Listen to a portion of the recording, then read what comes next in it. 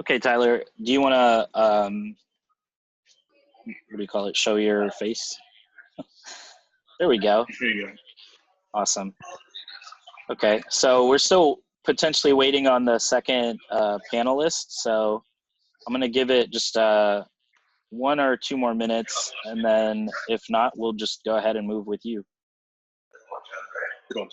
Okay. So thank you guys for attending this session. This is a session called Coffee and Cultura. And today we're going to be focusing on really some of the coffee culture in San Antonio, as well as sort of the culture of San Antonio's coffee shops as well. That's sort of, I think, two different things. And we're ideally going to have an opportunity to discuss them in a duality. So Tyler is the owner of Cafe Azteca. He has been in business for how many years at this point, Tyler? 5 years. 5 years, right? Initially starting with a coffee truck and then moving into a brick and mortar on the east side, and then moving into now a different brick and mortar on the south side. And so it's really exciting to see his growth in our community and the focus of how he wants to adapt within what he loves to do, as well as the city that we live in. So very happy to have you, Tyler. I'd love if we could start off with your background and just how you came to be interested in coffee and what that journey has been like so far. Yeah, thanks, guys. Good morning to everybody. My name is Tyler. I'm one Cafe Azteca here, and I apologize if there's like a lot of background noise. If you need me to speak me louder, just let me know. There's just some rascals in here that will be quiet.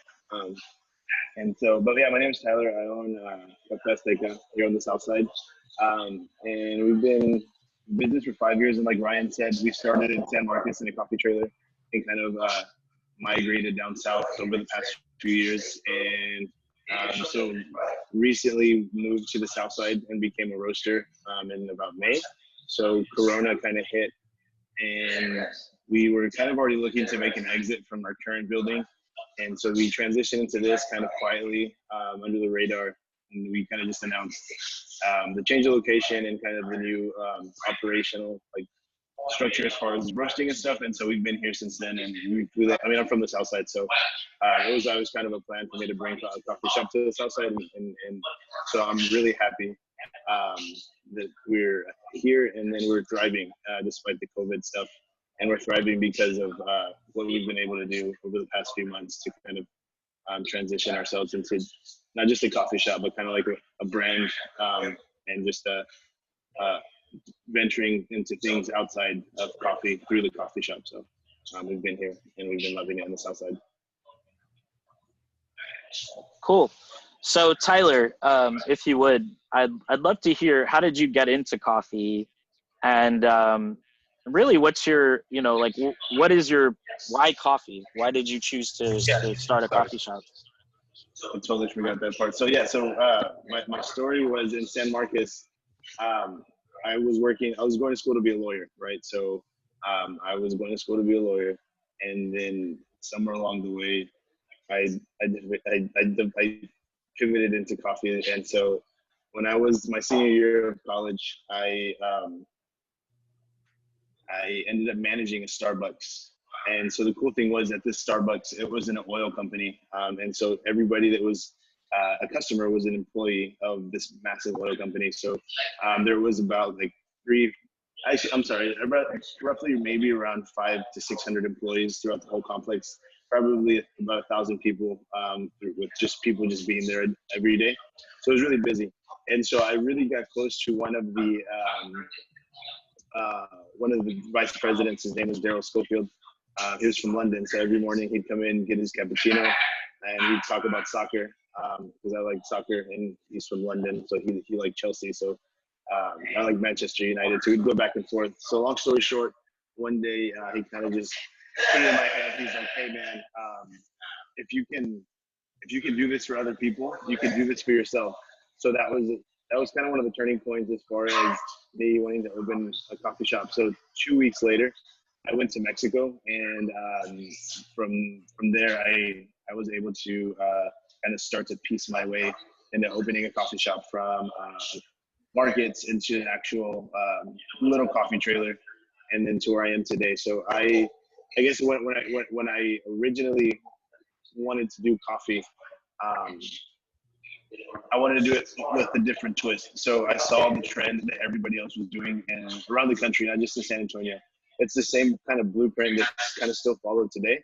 But 5, 6 years ago, when I had the idea, like what I currently do, didn't exist, and it still doesn't exist really to this in our current time. So I was able to kind of do something that no one's really done in coffee before, and so that was it. So I mean, I've always enjoyed coffee. I'm just presenting coffee in a different way. So that was always my main thing, is how can I do coffee and provide the same service and the same quality of coffee, and allow other people to kind of, I guess, receive it in a different way. So that's kind of how I began and kind of how I started the coffee shop as far as doing some of those things. So when you talk about doing coffee in a different way, what do you really mean by that? Like maybe a lot of people think that coffee is coffee, and you decided to go down to Mexico to, I guess, maybe learn the craft or hone the craft, or, really go find what it was. Yeah. So, yeah. So I guess I went to Mexico just to buy the cart itself. Like, I've been making everything I make here in the coffee shop since I was a kid with my family in Mexico, and then here in the States, and whenever we would get together. And so I guess we don't do anything as far as drink wise, like your basic coffee menu that no one else has, but we have stuff that no one else has, like café de olla, champurrado, and just different things. And we present it in a different way. So if you look at coffee shops, you take 5 from around the city, and more times than not, they're pretty much, they look the same. They feel the same. You're being presented the same kind of atmosphere. And so I'm just taking something different. I'm just taking something and just presenting it in a different way, that as far as in a Mexican kind of perspective. And how did you feel like that related to San Antonio, or were you honing in on that because that was what you were really excited about, or was that something that you wanted to do for San Antonio? Yeah. So mainly for me, so the coffee shop really is just a reflection of my personality, as far as like what you see online, some of the stuff that we have around the shop. And so for me, being that, like, I guess Hispanic people are one of the biggest buying powers in all of the United States. No one was being, and we drink coffee like crazy, but no one was really promoting or marketing a coffee shop or a coffee brand or anything coffee towards us. We would always, you wouldn't find, now you can find it at a lot of different places, but you couldn't find café de olla in San Antonio 5 years ago, or you couldn't do champurrado 5-6 years ago. But now these drinks are starting to come out, and more people are starting to realize what they are and what they exist. And I also feel that basically it was for me. So the way I didn't want to go down the same path as far as like the other coffee shops, because that wasn't me. So when I wanted to present it, and when I wanted to do things as far as like from a family's perspective, I wanted to do that as far as like what I was familiar with and what I knew. So that's why I kind of went down this path. Okay. And as you've gone down that path, what have you really learned in terms of, like you mentioned you were kind of doing coffee underneath sort of another organization at one point. How is yours different from that, aside from just the offerings? Like, is it, how have you intentionally decided to make it different? So marketing wise, I think that's where I stand out the most. It was funny because five years ago when I first started, I was kind of embarrassed to do what I do now, just because it was outside the norm, and I didn't know how people would perceive a Mexican coffee shop or a Mexican coffee or anything like that. Because it's always the stigma is that Mexican food, Mexican things from Mexico are kind of cheap, and they should be cheap, and cheap ingredients and stuff like that. So you kind of get like the Tex-Mex stigma. as far as here in San Antonio. So it was kind of, for me, it was kind of how can I move past that? How can I present something that's going to be as the same quality as your local coffee shops here in San Antonio that have been doing it for a while, or and stuff like that. So that's kind of how I was thinking about how am I going to market, and how can I educate people on the things that I'm doing and kind of keep that, I guess, prominent, and so they can see that it's the same quality as everyone else's, just presented a little different. And I think something that I think is really neat about how you've built your business is, I know that you're an avid sort of boxing watcher, if you will. And then you also have really sort of brought the Hispanic culture into your business in a number of different ways. Can you talk about that? Like what elements would I see when I come in or on the outside, or, you know, how have you, I even have a sticker of your coffee shop on the back of my computer, and it's a coffee cup that's got boxing gloves on. And yeah, I think that's all, you know, very sort of culture related. So I'm curious how all that fits into coffee, you know? Yeah, so for sure. So the boxing cup kind of comes in because I was in San Marcos. If any of you kind of Google our old trailer, it was an ugly trailer. It was 4x6. And so at the time, I didn't realize how, I don't want to say mean, but how snobby some coffee owners can get. And so what was happening was I was getting a lot of attention in San Marcos, and I was doing really good on social media. And a lot of the coffee shops that had, you know, the nice machines, the nice locations, were kind of getting bothered by, like, how is this, you know, dumb kid, you know, out beating us on social media, and how is he excelling in something that we can't, and we have more resources. So it would be a coffee shop owner would come in, kind of see what I have. Okay, you have this. Okay, thank you. I'm a coffee shop, but they wouldn't introduce themselves. So I kind of got the idea to do pound for pound, and that's kind of always been part of the culture. We may not have, you know, the resources, the money, and some of the things that other people in shops may have, but pound for pound, we're always going to compete, and pound for pound, we're always going to be one of the best coffee shops because we give effort, and so that's kind of how that came in. And then so in taking kind of that mantra, that kind of culture, it's kind of carried us as far as like, little by little, we've been building a brand. So then when you come in, you'll see different elements as far as what you may not see in other shops. So we have phrases on the wall that are in Spanish. We have some of our drink menus, and we also give Spanish classes. And so we do a lot of things different than most people. And so we use the coffee shop and the culture and to kind of bring people in. So that's kind of something, it's like, wow, I can learn Spanish for free at a coffee shop like that. A lot of people may not have associated a lot of stuff we do together, and like before us. And so we're pairing a lot of stuff that aren't usually paired when it comes to a coffee shop. So now we're kind of transitioning more into like a lifestyle kind of brand with some of the clothing and t-shirts that we're pushing out. And we had a pretty good response in our latest t-shirt design. And we have about like 6 or 7 pieces left out of, I think we ordered about 150 pieces. And so they went quick. And so that's kind of establishing that brand. Most people don't associate with coffee shops. So this is more than just a coffee shop. It's more like a lifestyle brand that we have evolved into over the past few years. So that's been something that we're kind of really excited about. That's awesome. And guys, just in case, if you do have questions, feel free to either drop them in the chat, or if you're watching on Facebook Live, you can also add them there, and I'll do my best to capture them and share them back to Tyler. So Tyler, in terms of the stuff that you kind of, you know, thinking about your upbringing, you know, was this sort of a trajectory that you saw yourself on in starting a business, starting a coffee shop? You mentioned, you know, being on track to be a lawyer, and then making such it seems like drastic change to be an owner.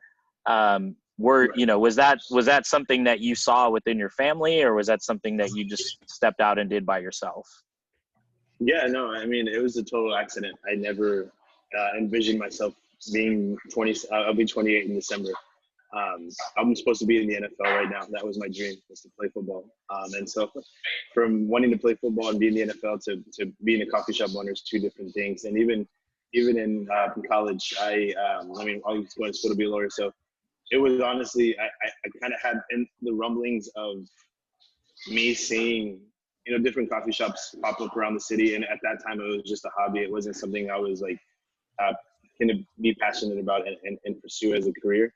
But then I saw the lack of, I guess, representation in the coffee scene, and not to the point of saying that we weren't, that like our stuff wasn't being represented, but it wasn't presented, and there was no one doing it. And in a city where most of us are Hispanic, and even as a nation where like we should be over 50% here in the next few years, that there's not really one shop or one company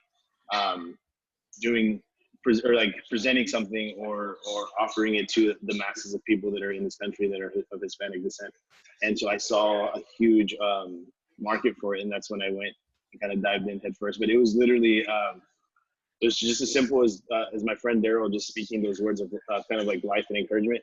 And that's all I kind of like I literally just took those words and the phrase and kind of it's taken me up 6 years later. So that's as simple as I can put it. It was just literally that leap of faith.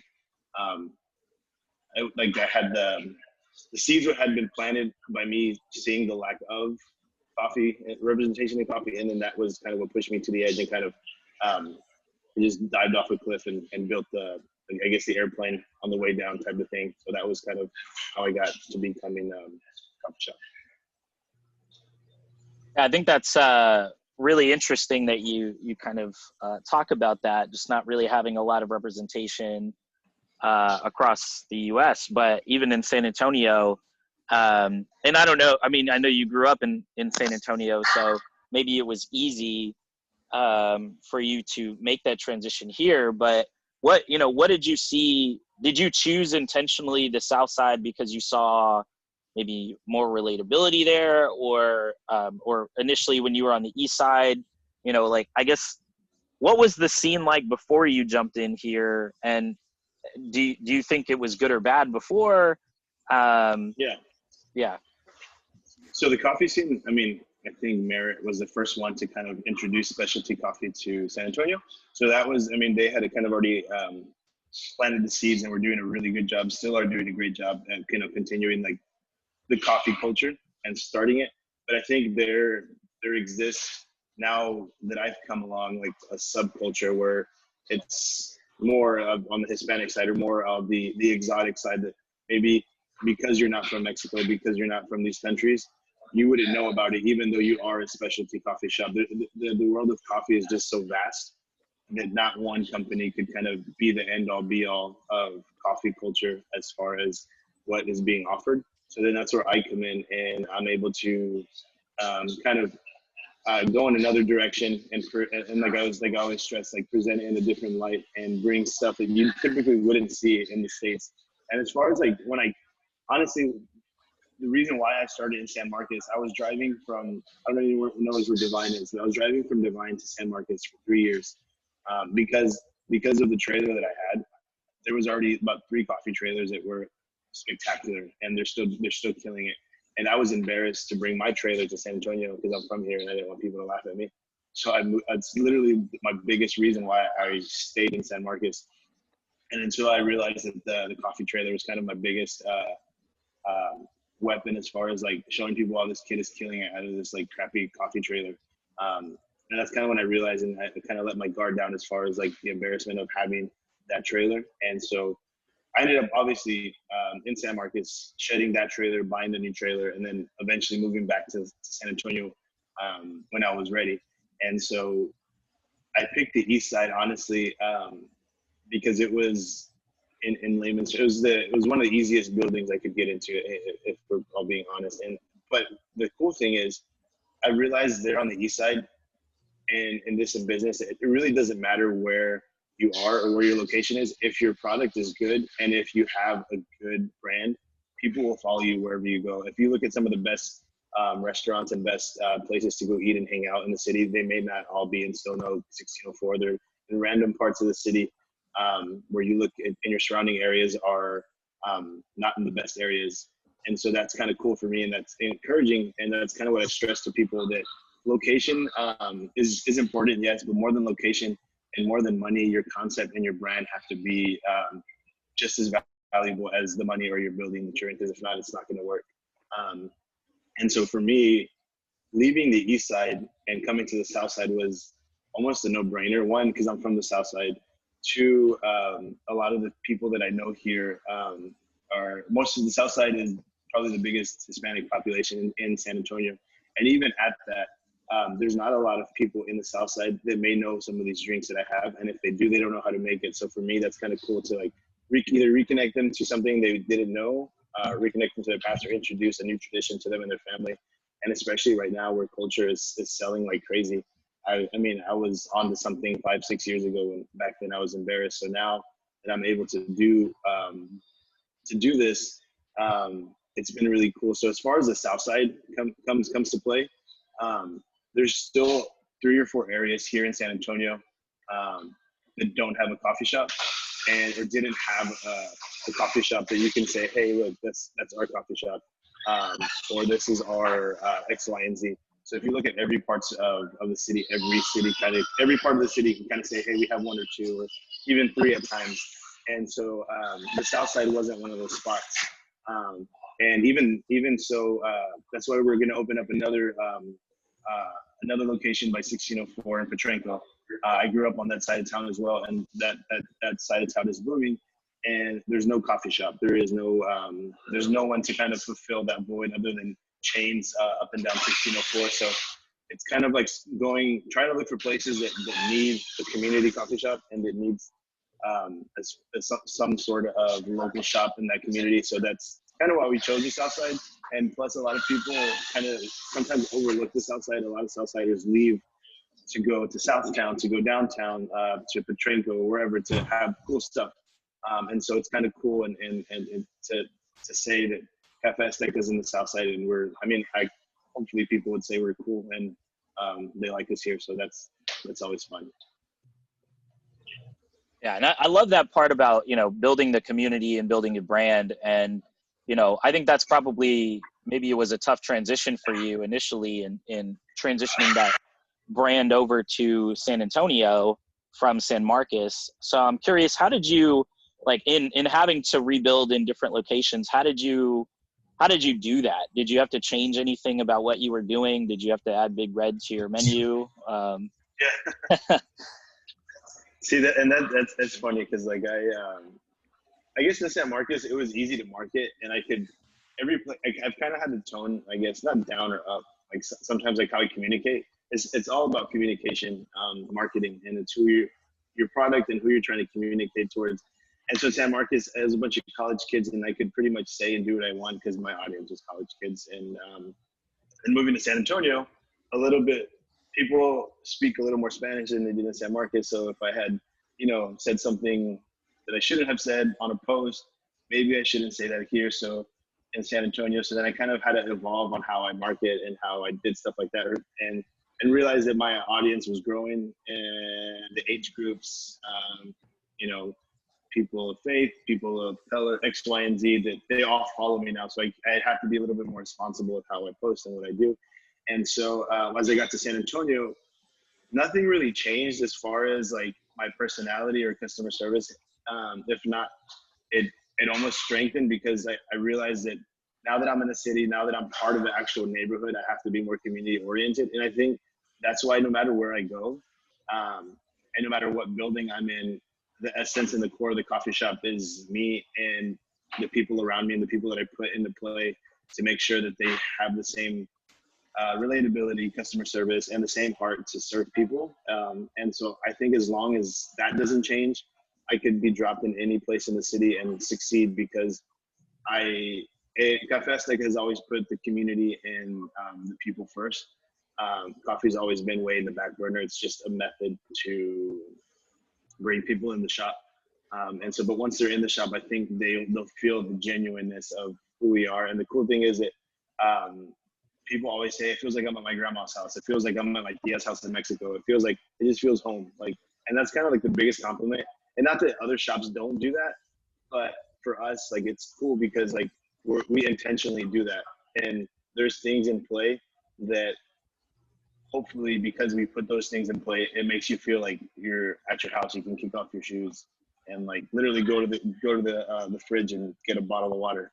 And so like coming to the South Side, the hardest thing I knew that I was gonna fight was that like big red and barbacoa stigma, or like, not that that's a bad thing, but we obviously we don't do that. And so like here on the South Side, I always get the phone calls. Hey, can I place an order for 3 bean and cheese tacos, carne guisada, and X, Y, and Z? And because we have Cafe Azteca, and they think it's a cafe, and so that's kind of been like our biggest kind of hurdle to do. But it's after a while, I think people will realize, oh, okay, these guys, all they do is sell coffee and pastries and like a light food menu. They're not a cafe, and that's kind of cool for us to kind of like bridge the gap, and kind of be something that's never really been put in the South Side, because the South Side, the stigma is it's just tire shops, taquerias, and candy shops. For the most part, I mean, it is that, but there's more to the South Side than those things. And I think now people are starting to realize is that people in the South Side want cool things. Like they want something that they might find at the Pearl or Break at Blue Star in the South Side. And I think the South Side's ready for that. And I think the people are kind of ready for like an evolution per se, without taking away the essence of what makes the South Side, but allowing it to kind of move on to the next, I guess, century, like not century, but the next evolution of what that may be. So that. Awesome. And so one of the things that I also really love about, what you've just been talking about is bringing that sense of family and community, and it's like being at your tia's house and everything like that. And I know you've taken advantage of using stuff like Airbnb to share that culture with other people, and you're willing to even give away the recipes to other people, which I think is just so unique, because most people would be very guarded about that. And you bring it down to people's level that, even if I live in Australia, you say, oh, well, you can just buy this and you can make the same thing. Why is that important to you? Like, why is that? Like, is that something that, do you remember making all of these drinks with your family, and you're just like, hey, this is something that I need to do to keep it alive? Or, what levels are there? Yeah, so for me, like I guess two things. One, for monetary purposes, no one else is doing it, and so I see a gap in the market.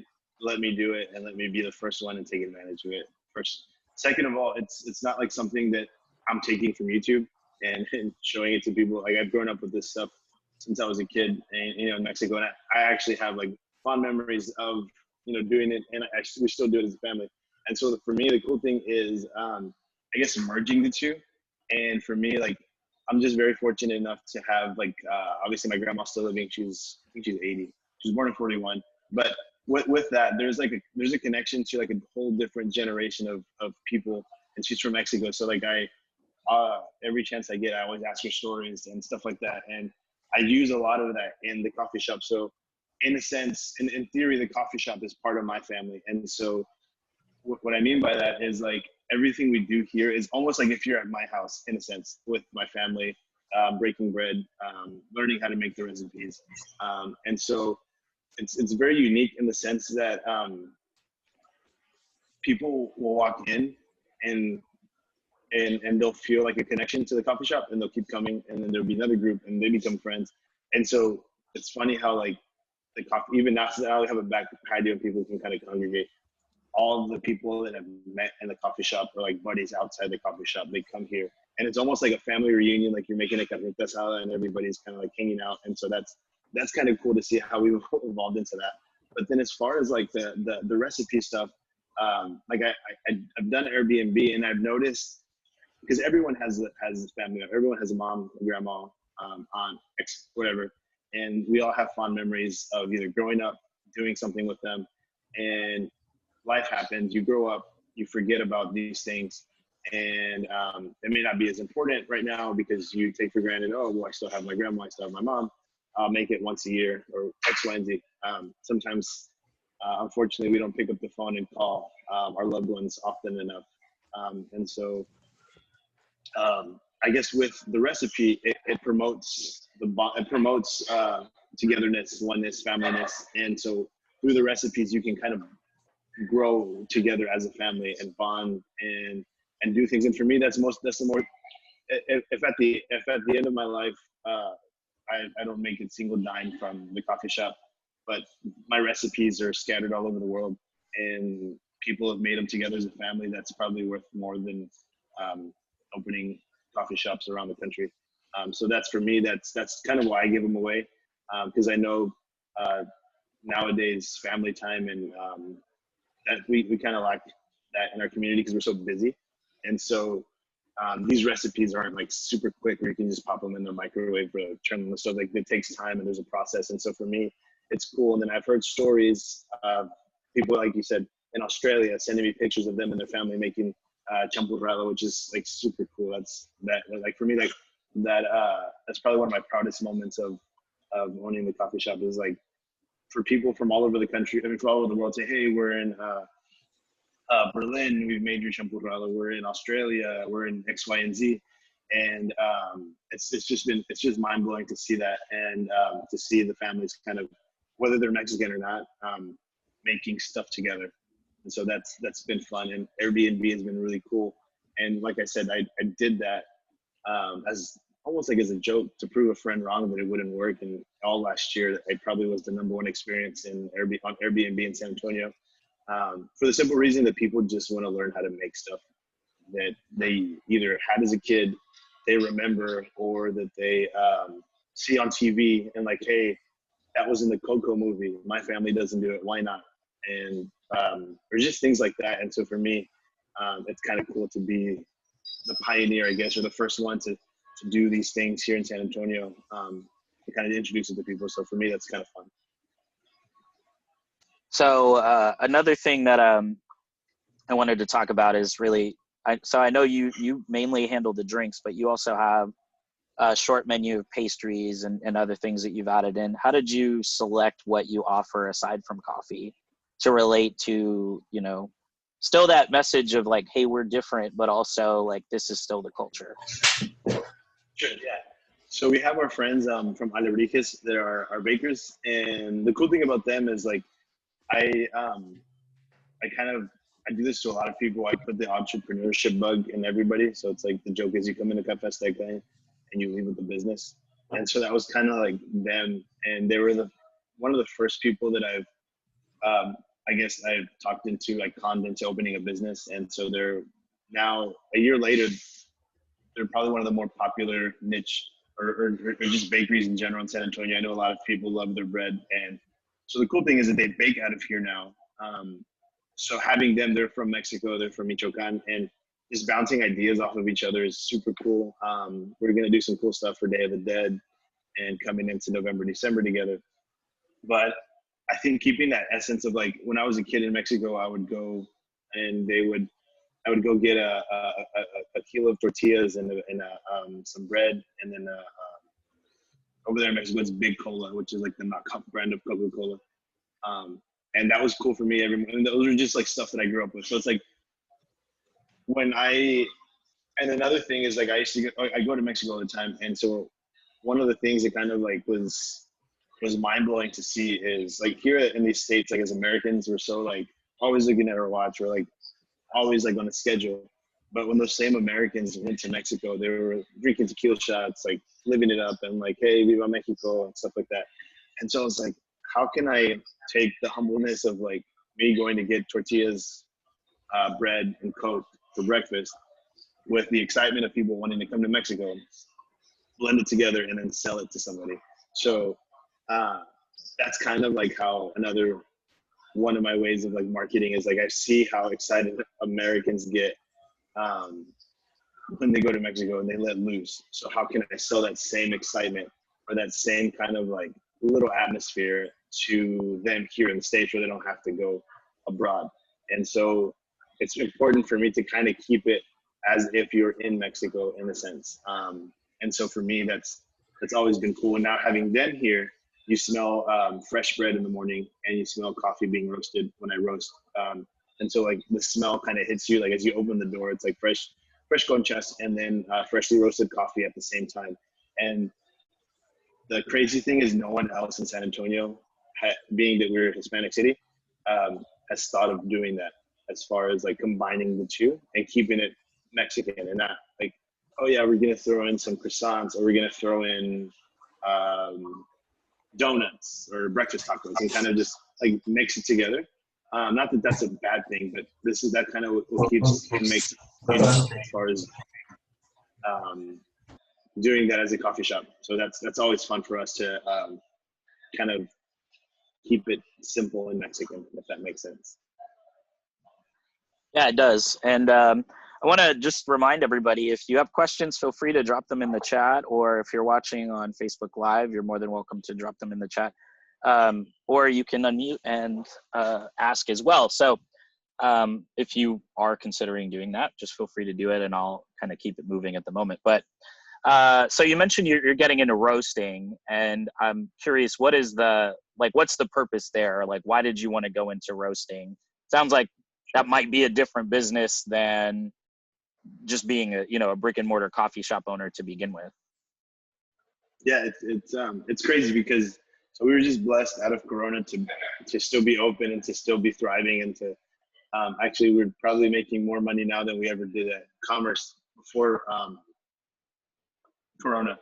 And that's because it's kind of taken the next evolution in what we do. So in the same sense of everything that I've said up until now, as far as the Mexican stuff goes, coffee shops, in the world of coffee, Mexican coffee always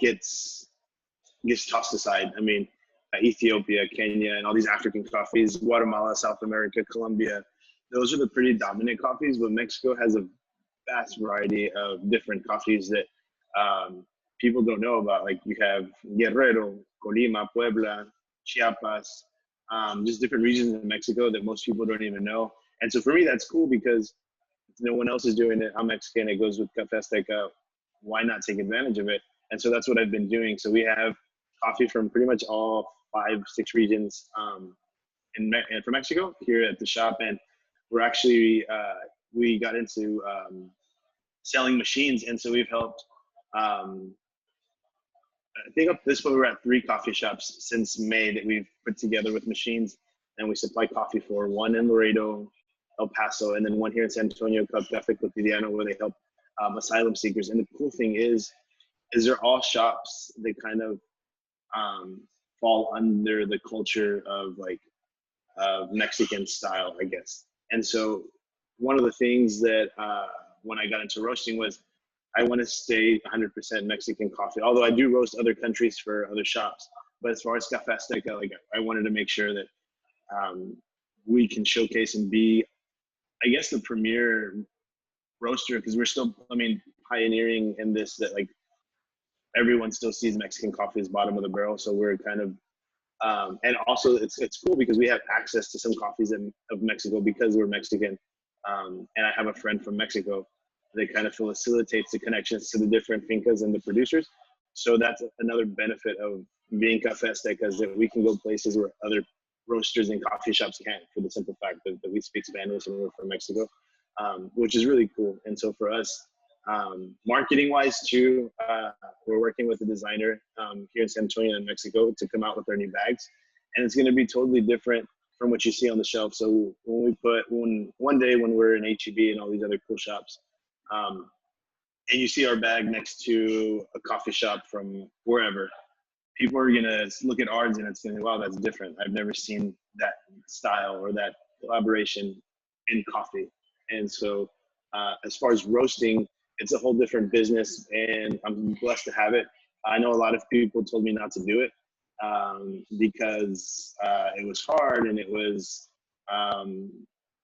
that it takes somebody to master years, and I do get that aspect, and I do respect that, but at the same time, it's not rocket science, and I didn't know how to run a business 5 years ago, so I think I'm a little more versed in coffee than I was business, and so I know what good coffee tastes like. It took me about 2 weeks to perfect something that I like and that I was able to sell, and then from then I've been getting better, and so now I know the real reason why people will tell you not to roast your own coffee because they don't want to lose business, and that's pretty much as simple as that. And so that's why I always encourage people to, do things that are outside the norm. And so at the beginning of the year, if you told me I would have been in a new location roasting coffee for 4 shops and opening a second one, I would have told you you're crazy. But it's all about, I guess, taking risks and taking chances. And so I think that's what makes us Cafe Azteca, and that's what makes us still one of the coffee shops that keep innovating and keep inspiring other people to do the same, because we're not stagnant. We're constantly moving and constantly bringing people along with us, and not just growing by ourselves, but how can we help other businesses around us, and how can we bring them with us? So and I think that also is one of our biggest strengths, is in kind of encouraging others through our story and sharing our failures, and so that more times than not, people are going to learn from my failures than me meeting Mana or me, selling coffee. And so that's kind of the roasting side has been really cool. And so it's another business in itself, but it also feeds into the machine of Cafe Azteca Mexico. And so it allows us to kind of further grow and promote our propaganda in that sense. Okay.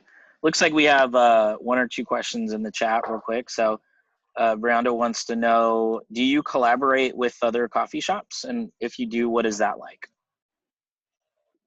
Yeah, so we've collaborated with, I guess our biggest one that we've done is, and we've helped them, I guess, start from, is Café Cotidiano. And that's probably our biggest project we've helped launch.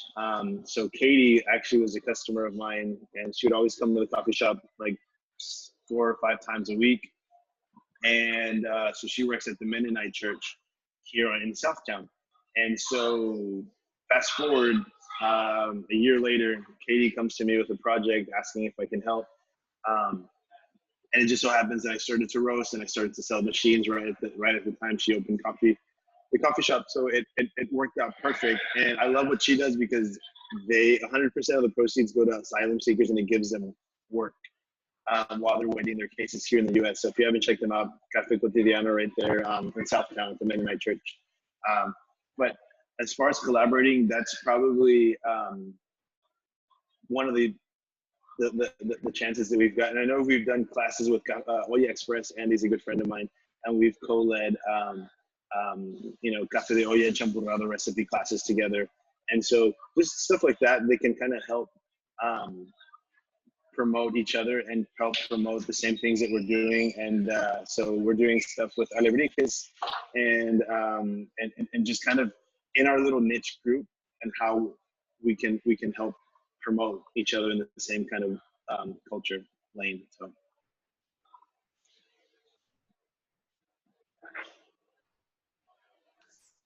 Okay. And then also, do you have a website at this point? Or are you planning on selling online, or how are you planning to sell your roasted, or even your swag, if you will? Yeah, so our swag, you can, right now our website is connected directly to our Instagram, because that's pretty much our main source of income as far as traffic. We're working on a website, so the website should be up hopefully within the next 2 weeks, right before we open up the second trailer. So once that's up, it'll be a lot easier to navigate towards that.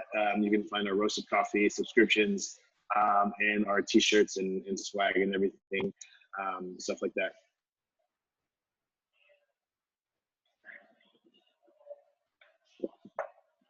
But right now it's all through Instagram. Awesome. And then can you talk about, like, just specifically, can you mention the address of the shop? And then also, when did you start the Spanish lessons? And then also, how do I get involved? Sure. The address is 359 Bustillos. We're literally a block away from Mission San Jose. It's on the crossing street of Roosevelt. So it's basically Roosevelt, and then we're next to Mad Max Burgers, if anybody knows where that's at. And so Spanish classes, we started that in January.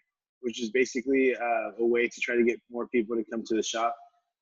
And so it was really good. We had an average weekly attendance of like, I think our biggest class was like 60 people, which was crazy. And weekly attendance was probably like 20 to 30 people a week. And so we're going to start that up hopefully within the next 2 to 3 weeks, and we'll be blasting all that information on our Instagram and Facebook. And it'll be safe. It'll be in an outdoor patio. We have plenty of room, plenty of tables. So just keep an eye out for Instagram and Facebook as far as like the Spanish classes. We'll have them at least twice a week on Tuesdays and Thursdays. That's awesome. Thank you. What are the hours for the shop? Do you run into the evening? And then also, you mentioned sort of bringing that, seeing the culture that Americans take in when they're in Mexico, the tequila shots and what have you. Is that an avenue that you want to grow the business, adding tequila or something in that sense as well? Or is that too kitsch? No, not at all. So we're open 6:30 to 3 Monday through Friday, 8 to 10 Saturday, and then 8 to 2 Sunday. The reason why it's 8 to 10 on Saturday is because we've started actually another business called Azteca After Dark. And so that's basically where I can go and have a little more freedom outside the coffee shop. So we have some friends of ours that are amazing chefs from Mexico. And so they kind of create Azteca After Dark. And so we serve food, like 2 menu items, and it's BYOB for now. But we're pursuing our beer and wine license. And we're going to bring in some wine where my family's from. It's the oldest vineyard in the Americas. Kind of the same thing, being the first ones to do it, because right now Mexican wine is kind of not a thing. But they just won the best wine in the world in June at the wine championships, like the World Cup for wine. And so a lot of these things kind of just feed to the same thing, their original premise as the coffee shop was. So Azteca After Dark kind of gives us that freedom where we can basically, the gloves come off at night. It's nothing crazy or nothing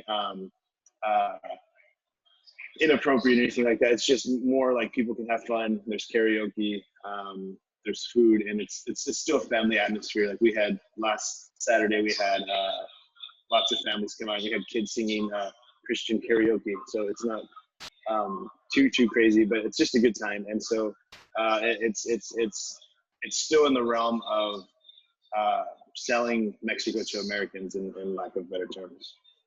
But it's fun. Awesome. Thank you. Let's see other things. So you mentioned cafe or Azteca After Dark. Is that right? Yes. Okay. Where did how do you see that evolving? Do you plan to do stuff outside of the cafe, or is that just primarily within the cafe? And I know that you also sponsor, I believe, a boxing gym. Is that correct? Yes. So yeah, Azteca After Dark is we're gonna kind of pursue that once. We're going to continue to pursue that once we have our beer and wine license, and that'll be our big traffic for those two things. And the cool thing is that it doesn't necessarily have to fall in line with the coffee shop, and it gives us like a creative freedom to do food, something that I don't really want to do too much on the coffee shop side.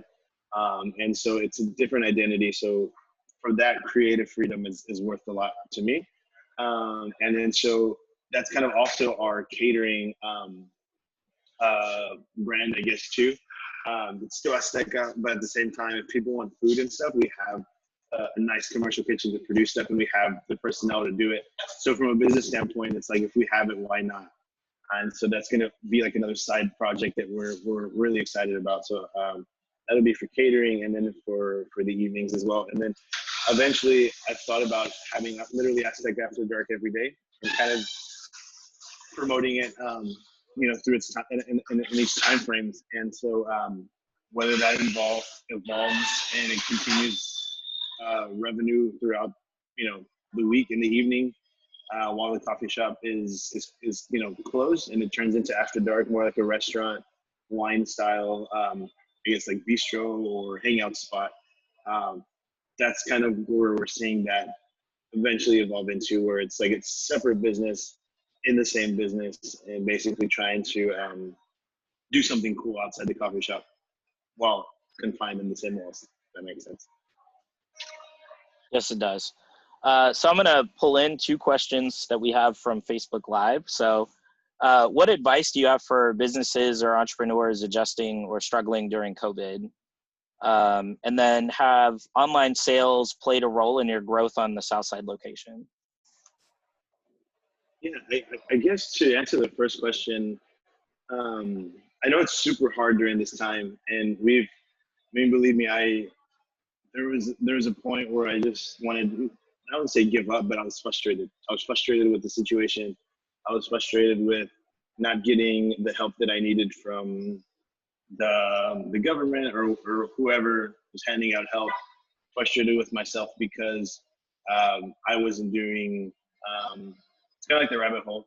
Like I wasn't doing something because I needed to do something that was just a circle that I couldn't figure out. And so there was a point where like I didn't know what I was going to do. I didn't know what to do. But I think in reality, if you've made it this far, or you still have that itch, or your business is still there, you're gonna figure it out. Like you still have the wherewithal to keep going. So as far as like what you could do, whatever your business is, look at your numbers and reevaluate like how you can save money, how you can increase your sales in this thing. That's basically what I did. The reason why I have so many businesses out of this one location is just, hey, what if coffee sales are down this day? Oh, cool. Well, I'm roasting about 500 pounds a week for myself and other shops. So I pull money from the roasting side. Azteca After Dark is generating money. Okay, cool. Whatever I didn't sell, I just pull it from Azteca After Dark, or online sales.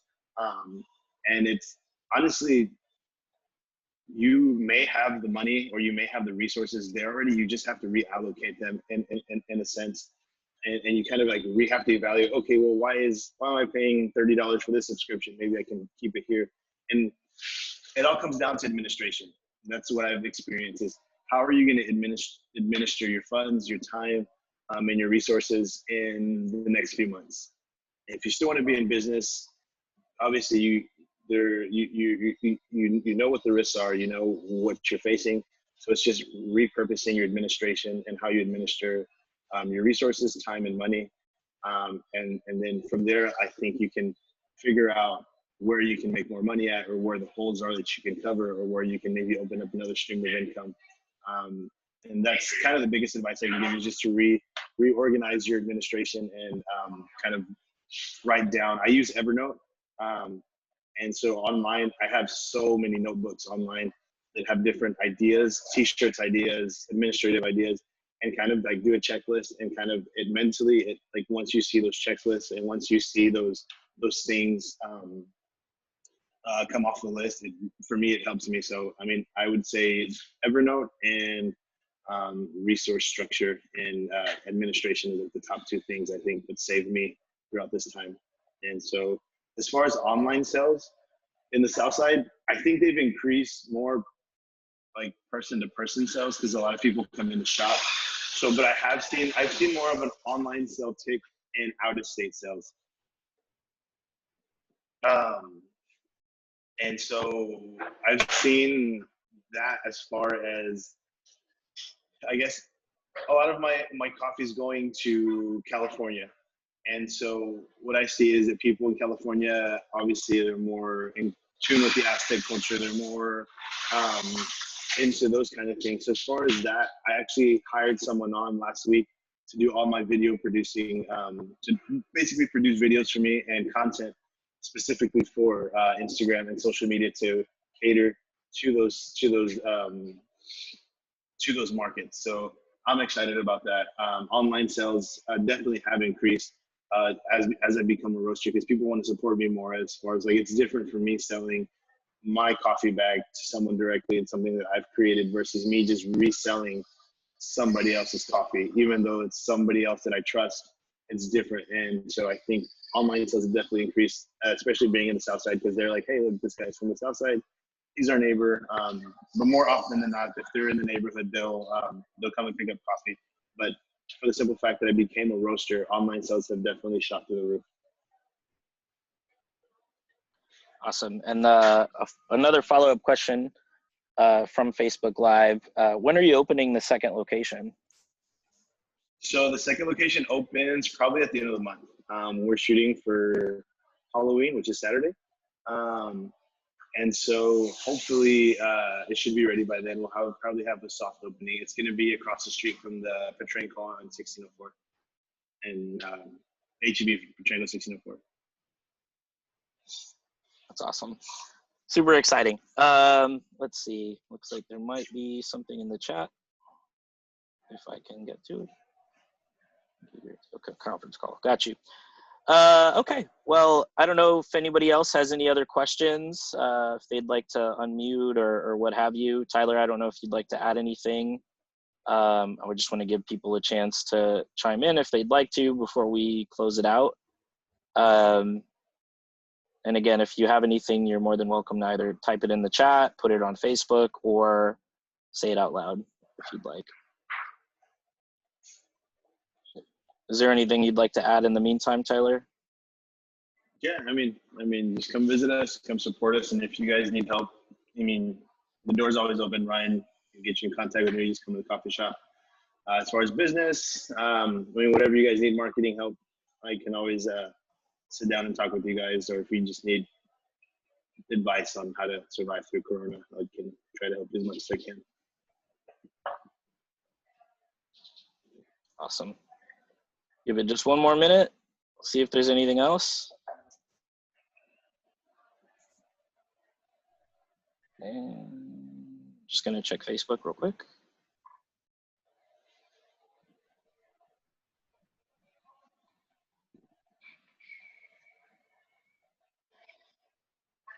Okay. Well, it looks like that's sort of a wrap. I don't see anything else, Tyler. I just want to say I extremely appreciate your time for jumping on the call with us today, sharing your insights and expertise and sort of, love of what you do in many different ways, and, continuous desire to building the community. So thank you for supporting us, and yeah, man, just best of luck on everything, and hope to see you again sooner than later. Yeah, guys, thank you. Yeah, and thank you all for attending. I appreciate it. This is, again, available if you want to rewatch it on Facebook, and we'll also be uploading it to our YouTube channel later in the day. So thank you all, and have a great day. We'll see you at some other time for our next session as part of San Antonio Startup Week. Thank you. Thanks, guys. All right. Bye.